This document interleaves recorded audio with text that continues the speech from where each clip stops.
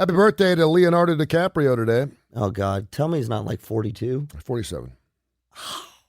He's got such a childlike look. Well, it's because we remember from Titanic. Maybe that's He'll it. always look like that.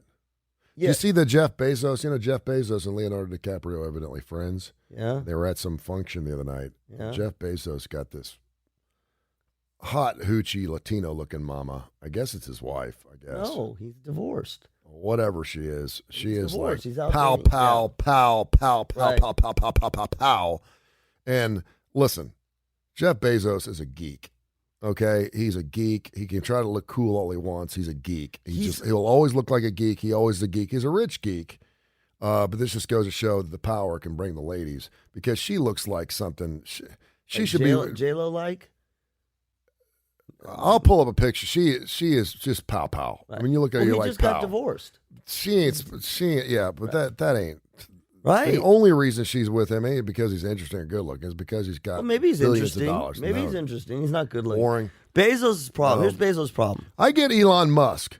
Because Elon Musk is aloof, he's weird, he's narcissistic, and I can see where he just gets all kinds of women. And he's kind of good looking guy. He's a little weird. He's risk taker. Women love that. Jeff Bezos is just a geek. Right. He's just a plain geek. Yes. So is Zuckerberg. They're all but geeks. Zuckerberg's different. And I was going to Bill say Gates actually kind of got a wipe because his wife was kind of good Then looking. they found out he's cheated. So here's the thing: if you think Zuckerberg and Bill Gates, they went down the road. Again, we got to hold Bill Gates with a caveat because of the whole infidelity and all that kind of stuff. Yeah. But they went down the road that you would expect. Zuckerberg's got a wife. He's got a kid. He's not trying. You know what I mean? He's not trying to be cool. He's just living his life. Yeah, Zuckerberg. Yeah, and Bill Gates was that way, right? Bill Gates that way. Again, come on, Bill. Come on, with everybody with the damn affair. But Bezos, the thing I don't like about Bezos, and I don't know him, so this is not fair to me to say, but his persona, how he comes across, is exactly what you said, is the geek who is not embracing his geekhood, but he is trying to be cool. Look, Bezos, you're one of the most powerful men in the world. You have created something that, despite the problems, I order from it every day. You know, like, just embrace. When the whole thing with William Shatner, that was, well, first I thought his worst moment was when he thanked all of his employees for sending him to space. Then I thought the second worst moment, maybe it trumped the other one, is William Shatner, one of the most beloved actors of our time. He's 90 years old, he's crying, and Bezos has got his freaking aviator glasses on, shooting champagne. Like, come on. He will never be cool. Well, but don't try to be. I know. Well, he's trying to be cool, but Stop. it's like, no, And again, you're worth more than most countries' GPA. You can do whatever you want. But if you care about what people actually, maybe he doesn't care what people think about it. He probably doesn't. Right. But anyway, he's got this hot little hoochie mama. She's got black hair. She's short and pow, pow, pow, pow, pow. And so they're at this event. And, dude, if you watch the video, she does everything but rape Leonardo DiCaprio. He's talking to her, and she just, like, sucks up next to him, and, like, she totally forgets Jeff Bezos is even with her. Are you sure it's Jeff Bezos' date? Oh, yeah. Oh, okay. Oh, yeah. Yeah, definitely. And they're holding hand, and you could tell he's like, yo. And, I mean, she gets this look, and he's talking to her, and he's kind of backing off a little bit, and she's hovering near him, and she's like in his space. You could tell she is. If you look up the word smitten, she is smitten, like she would take him right now.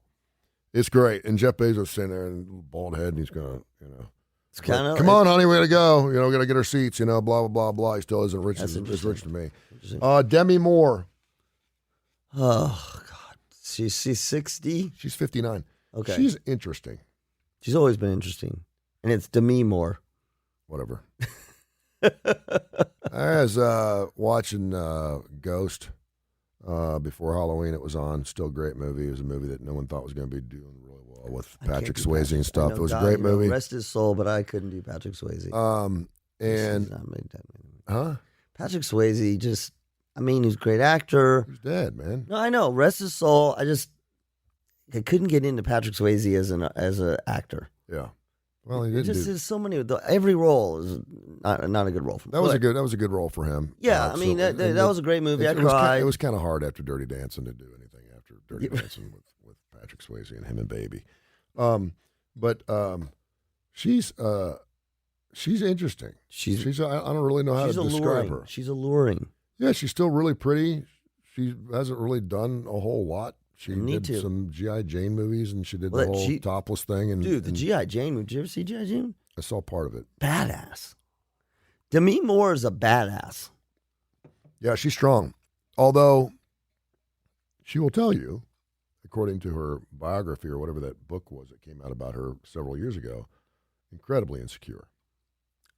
She had the whole Ashton Kutcher thing. She was like, she was letting Ashton do whatever he wanted because she wanted to make him happy. Like when he brought home 3 or 4 different women, she's like, okay, I'll be part of this because I want to make you happy. I mean, she is badass. Well, that's what I was talking to you this morning. I texted you this morning about Will Smith and Tupac. Yeah, what's going on with that? What's the latest? Our Will Smith update. A Will Smith update. He's got a book called Will. I mean, that's the thing. They're releasing excerpts from the book. So by the way, there's a Michael Landon book out. Michael Landon. Wait, who's my Space 1999? No, Little House on the Prairie. Michael. Landon. Michael Landon. Was he the gay? woman? No. Oh, okay. That was Mike Brady. No, he had a perm. He had to be gay back in the 70s. Mike Landon had some, Mike Landon had some locks. The daughter who played the woman who played his daughter on the show has written a book about the days on Little House on the Prairie. Oh, please tell me he wasn't a perv. Was he a perv? Oh, dude, beyond anything you've ever seen in your life. Really? He wanted to be Burt Reynolds. So every day there's another story that comes out about this book and how sexist he was. I think he had a bunch of kids from a bunch of different women. Well, yeah, okay. Telling nasty jokes on the set, drunk, just tried to sex everybody up. And he wrote a lot of the scripts. Right. He had a lot of power in that show. It was a show that ran for a long, long time. Oh, yeah. And he was only 5'9", that he had to be standing on clumps of dirt. He wore 4-inch heels. He was only 5'9". Oh, yeah. Yeah, because he looks big in there. He's a good-looking guy. Oh, he's the hair. He demanded that every episode he get injured so he could take his shirt off and have his dressings fixed. Oh, yeah, man. This guy. I hate that. I hate when these things come. I mean, this is that same thing that we've talked about, which is you look at it from the outside. Oh, look at them. What a great couple. And that was a G show. That's like telling me that's like telling me that one of the Waltons was a rapist. I mean, you remember the Waltons, how clean that show was? Someone had sex with Lassie. Jeez. I wasn't going to go there, but yeah, it's juicy stuff. And I'm like, do I want to talk about this on the Kurre and Klapow show because it's so dated, but it's juicy. It's so good. He was super jealous of Burt Reynolds. Okay. He wanted to be Burt Reynolds. Well, he didn't want to be the next Burt Reynolds. He wanted to be Burt Reynolds. That's and he was really angry that Burt Reynolds was getting all these GQ shots when he did the bearskin rug thing. Because he got typecast in Little House on the Prairie. Look at you. If he was in Cannonball Run, maybe Michael Landon would have been in a different place. But they said the jokes he would tell, the off-color jokes and the sexist stuff he would do but they did say he had a great heart. He was really, really funny. He was what do you mean a great heart? He showed up drunk and he told sexist jokes. But everybody did. Even the women? A lot of them did. The women told sexist jokes. And they showed up drunk. Yeah. The women were drunk. The little girls were drunk? Back in the 70s. No, the teenagers. And the girl who wrote it, she said he was brilliant. She said, I found him hysterical. She said he was one of the funniest men. And she goes, I just thought all the stuff he did was just great. I thought he was just okay. So it's written in that way. She said, but in hindsight, now looking back 40 years ago, it was like sexually assaulted me. He sexually, yeah, he tried to lick my face once, and it's great. Jesus. So the Will Smith update was just I was just looking through things, doing my research, and another part. So no, I don't know. I was listening. I took a break yesterday. I was listening to NPR. Will Smith was on with Terry Gross, and the whole one of the segments was, and I don't know if you had heard this. His dad physically abused his mom, and Will Smith witnessed it. He didn't do anything about it to stop. He was young. I think he was 10, 11 years old, maybe 12. His dad was his hero. He then watched his mom get abused multiple times. His mom would do everything she could to not wince, to not cry, basically to send the message, I'm okay. And he said from that moment on, it changed the trajectory of his life in terms of his insecurity because he never defended his mom. So his whole thing about now, was his dad still his hero after he witnessed that? He never wrote about his dad. He never said anything about his dad until his dad died. Gotcha. Because he felt like two things he says in the interview. One, he was still so torn, not about the abuse, horrible, horrific, but his dad helped him in so many other ways that he didn't know what to do. He also felt like he was old enough now that his dad has passed to say this. But he said that it drove not only his desire to kind of be this overachiever, which clearly is, but deep, deep-seated insecurity. Because fear that he's not brave, that he's not brave enough to do things to protect his mom. And you see this all the time. It's kind of like a defense mechanism. People displace a trauma or a period of shame in a different way. And so he went this whole other direction of being the best of the best of the best. And then I saw the Tupac thing. Jada was friends with Tupac. They were, according to the excerpt, they were not intimate, but they were close friends when they first came together.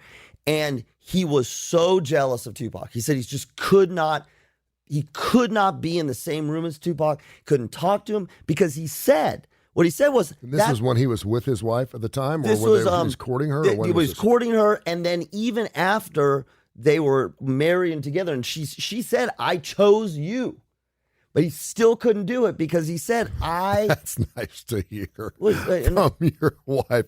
Yeah, but I chose you, honey. No, because what he was saying was, he kept saying, I'm afraid you're going to be with him. I'm afraid even though you're friends. Well, no. But they weren't. But and he said, look, he had #1 songs, but he said he wanted to be like Tupac, not the Fresh Prince. Yeah. Right? And so this is what we were talking about. He was so insanely jealous, even though before Tupac's death, Will Smith was the man. Yeah. Nothing to be jealous about. That TV except show, you're jealous. Yeah. Your jealousy stems from you. You hear people say it all the time. They're doing things to make me jealous. Yeah. They're doing things. Your decision is about whether you be jealous or not. Amen. Put that on. Now, I'm not saying that's easy. Put that on Instagram today. Well, no, and not only you choose to be jealous, but you also choose to react to what you believe is making you jealous. Right. Because I know a lot of women, I saw it in bars all the time, that try to make their boyfriends jealous. Oh, yeah. Because they love the way they react. Yep. It was a game. Yep. And the guys get sucked into it all the time. I know. And if you knew, well, I'm going home with you, I can dance with him. Yeah. Okay, that's I used to see it all the time. That's terrible. It's terrible. I mean, yes, it is on you to be jealous, but when your girlfriend or whoever you're with, if there's absolutely no reason to be jealous, right? Well, then I'm and there's absolutely no reason. Now, right. now, obviously, if you're Tupac and you have a wife, Jeff Bezos' wife, you think Jeff Bezos was jealous of Leonardo DiCaprio? Oh, I'll bet you. I mean, yeah. Maybe a lot, maybe a little.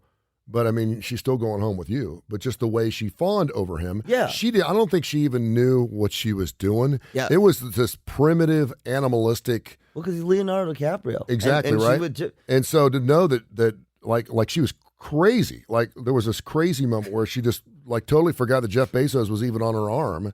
And so if you're around someone like that, then maybe that's a little room to have a discussion. Hey, listen, that made me a little uncomfortable the way you reacted to Leonardo. It's Leonardo.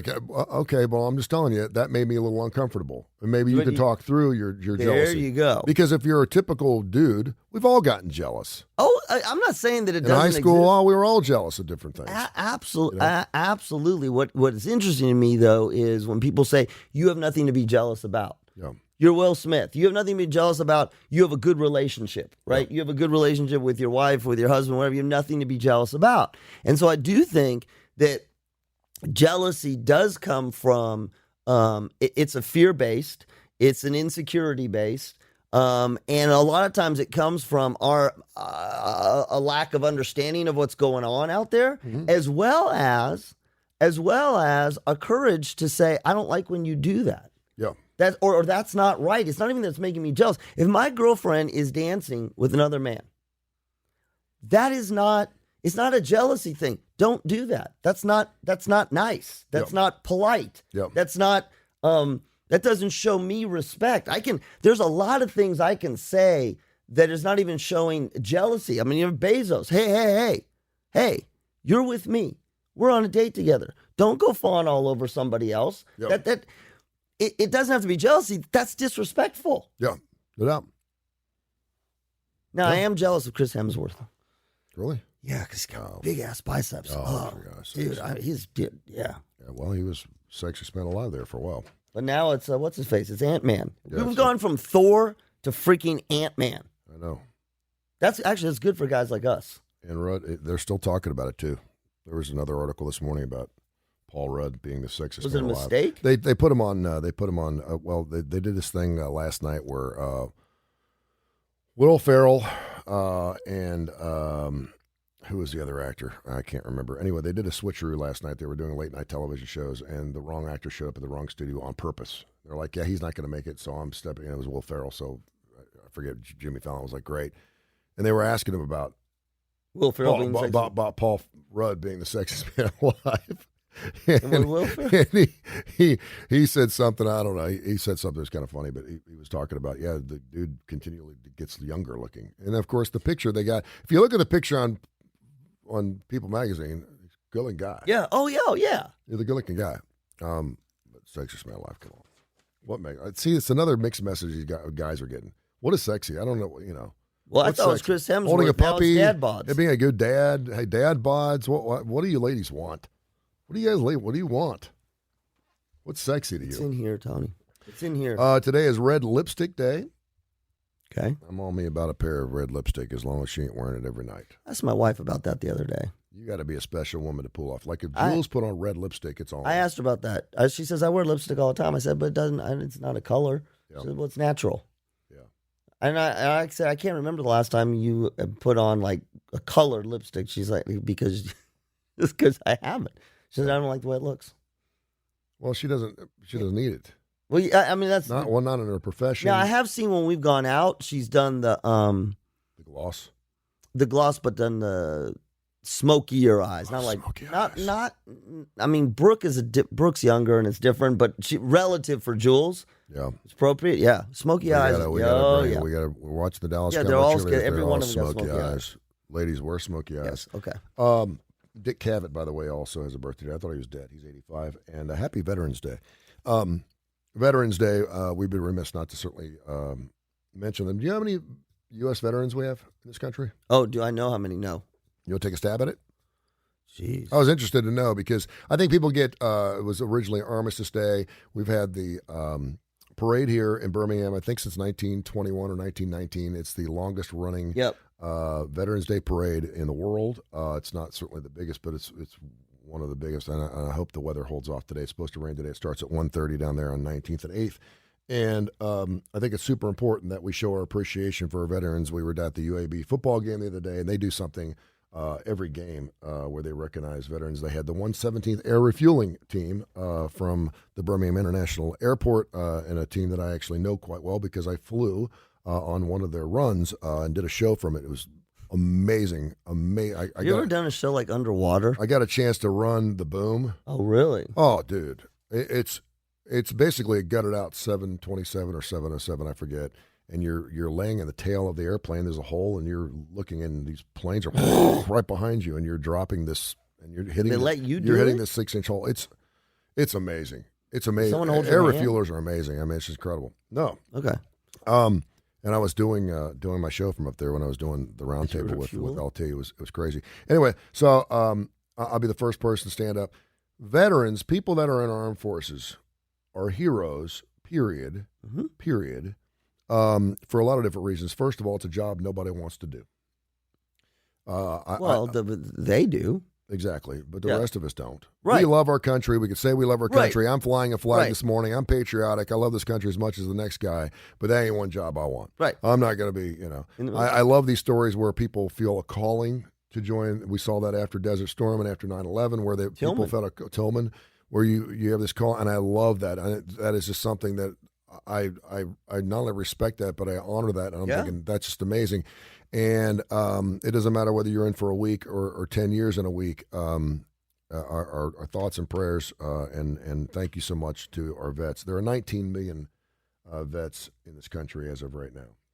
Wow. And obviously we have days to remember our fallen heroes, but there are 19 vets, and I think vets get a raw deal in a lot of different ways.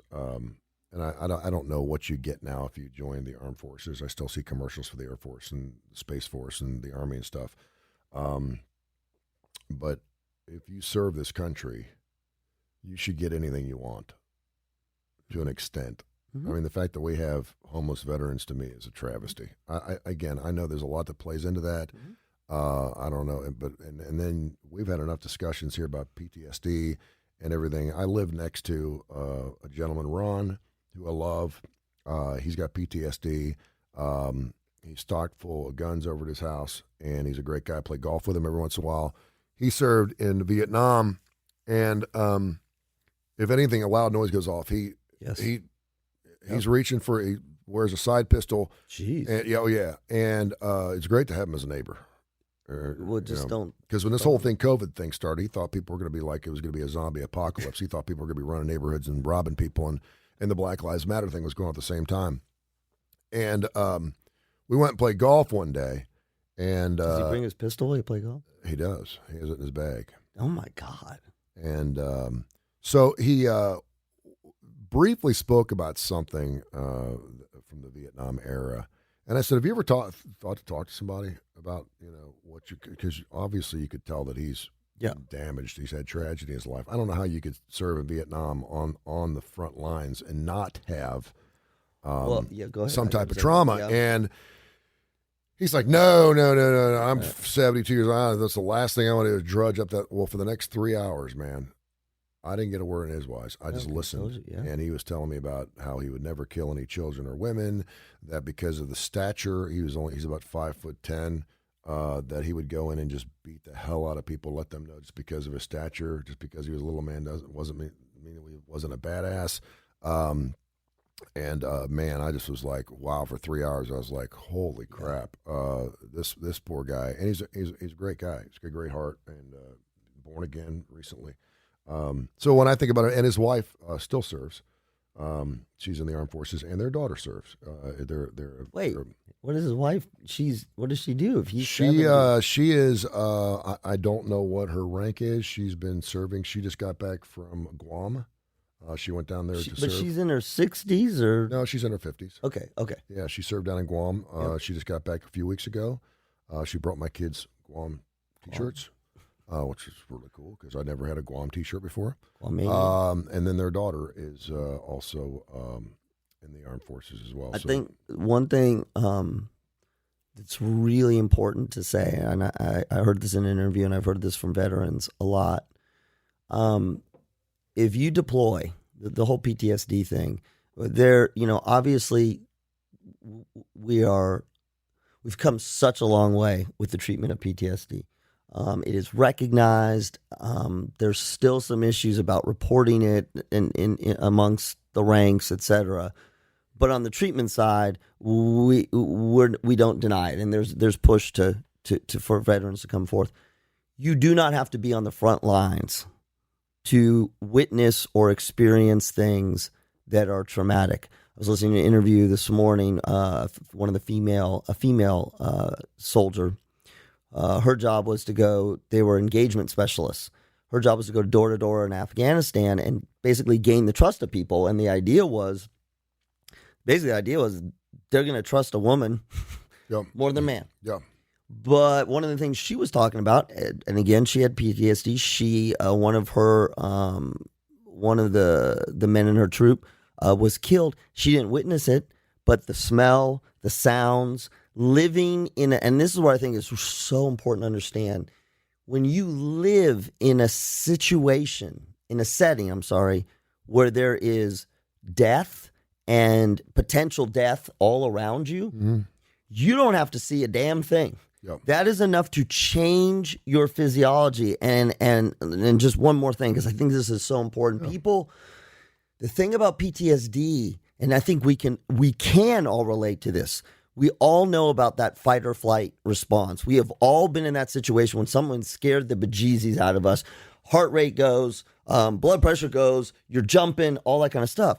Well, if you think about PTSD, what ends up happening is whether it happened from one time, one event, you're raped or you're assaulted, or in the case of being deployed, it's happening every day, multiple times a day, your body, your physiology, including your brain, gets rewired. Yep. It's in constant fight or flight. It's almost as if, the rest of us, something spooks us, fight or flight, we calm ourselves down and go. No, it's like your car gets stuck in rev and the idle is up and it never goes down. And the problem is the problem is controlling that and the things that make it go up, like you said, like your neighbor, a loud noise. This woman was talking about this a lot for veterans from Afghanistan, the smell of diesel fuel. Mm-hmm. Diesel fuel, rotten diesel fuel, and crowded rooms, all those kinds of things. We have to thank our veterans and thank them for their service. This is not about, feeling sorry for them or whatnot. But if you know that there's a veteran who's suffering from PTSD for whatever reason, their reason for suffering is not important. It is not important to us. Yeah. That we're not in a position to say, well, I don't understand. You Just didn't understand see, it. Yeah, Just I understand didn't understand. You didn't see combat. How could you? Yeah. It's really important because PTSD is super debilitating. It can be really well managed to the point where you don't have symptoms, but unlike depression, people who suffer from even chronic depression, it does tend to wax and wane. It comes and goes. I went to a PetSmart the other day to pick up something for my fish or whatever, and there was a woman who had a therapy dog that was working at PetSmart, and she was behind the counter. Oh. And I've had therapy dogs, so I know how to approach therapy dogs, whether you pet them, right. they're there to do a job. And they were working on the outside of the building, hammering. Dude. She must have been beside herself. She's like, every time, Yeah. I mean, it was like, I said, you need to go talk to your manager and tell them. And she's like, it's been going on for 2 weeks. She goes, I'm about ready to lose because every time she heard a loud bang, it was freaking her out. And so, yeah, I mean, our thoughts and certainly pray for, because again, when you're doing a job, I don't know too many people. I know there's families, it's generational, that are in the armed forces. They've had incredible careers doing these things. And we can't thank you enough for everything you do, whether you're in the Coast Guard, Air Force, whatever. It's just amazing. I mean, thank you for taking care of us. Because we do have one of the strongest militaries in the world, and that's. I like the way you just said that. I think that what's behind the thank you. We see someone in uniform, police, fire, in this case, military, and we thank them for their service. And it's almost as if we know it's the right thing to do. It is the right thing to do. But I think it's important that we think about in that moment, what am I thanking you for? I mean, you're in a uniform, or I know that you've served. I do feel it, but I think you can go a step deeper. And I think what you just said was really important. Thank you for protecting us. I don't care if you got a desk job, because you're part of a thing that protects us and allows us to do what we want. I think that if you thank a veteran on Veterans Day, and you can sort of have that answer in your head, why am I thanking you? Mm-hmm. Because thanking them because they're in the military and because they're serving, to me, it's great, it's fine. But if you really want to have a meaningful experience, ask yourself before you thank them, what am I about to thank you for? And I think, for me, it would be similar to you. Thank you for keeping me safe. Yeah. And from a selfish standpoint, thank you for doing a job that I know I wouldn't want to do. I don't want to be a police officer. Yep. I had a chance to be a firefighter, but I don't want that job. I don't want that. Say that though. No, I wouldn't say that. But I'm like, but when I say thank you, I'm like, thank you for taking on something. Yes.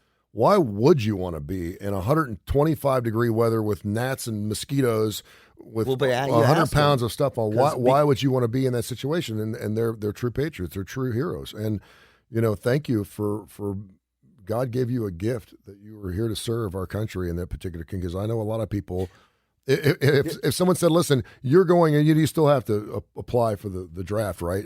If they said, listen, you serve or this country goes away, how many people would say, I'm leaving this country? Yeah. It's really unfortunate. It's sad.